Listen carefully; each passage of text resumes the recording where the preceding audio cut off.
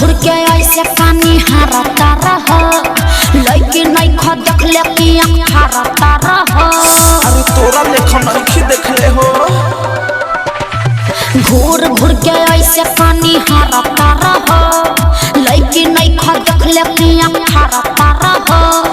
रूपा हमार का टच करता। ए सुना ना उठा ललिया से ओढ़निया तोहर मैच करता। उठा ललिया से ओढ़निया तोहर मैच करता। उठा ललिया से ओढ़निया तोहर मैच करता। सच उठा ललिया से ओढ़निया तोहर मैच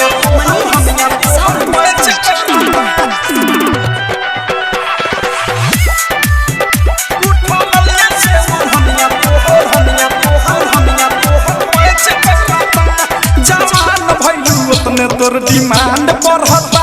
अरे सोनामा के पानी जैसे पानी चढ़ता। अरे का दिक्कत बा फेंकी नहीं कुछ अभी कांच बानी कली फेरा में जब पड़ो ना त मोतिया बिना ढाली दिला बसा दिल बना ही कांच करता। लागत कि जान लेके रहो। उठा ललिया से ओढ़निया तोहर मैच करता। उठा ललिया से ओढ़निया तोहर मैच करता। उठा ललिया से ओढ़निया तोहर मैच करता। अरे ठीक है बा उठा ललिया से ओढ़निया तोहर मैच करता। डायमंड रिकॉर्डिंग स्टूडियो छोड़ा मैच करता।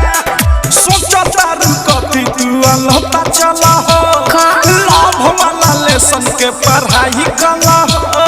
देखा आलतू फालतू बात मत बोला। तोहरा के देख के छटक जाता। देवी अवर फेस फेस देखी चलला लाचा बीक के विशाल बच्चा चली से तू बाचा अनुराग बादशाह नहीं बच करता। अरे गजबे के मैं चिंता है।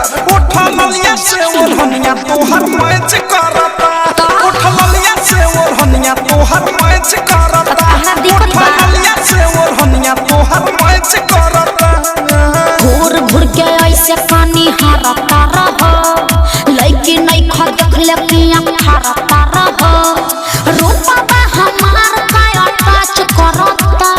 ए सुना ना उठा ललिया से ओढ़निया तोहर मैच करता। उठा ललिया से ओढ़निया तोहर मैच करता। उठा ललिया से ओढ़निया तोहर मैच करता। चला कुछ भी बोलते हो। सच तो कह रहे हैं।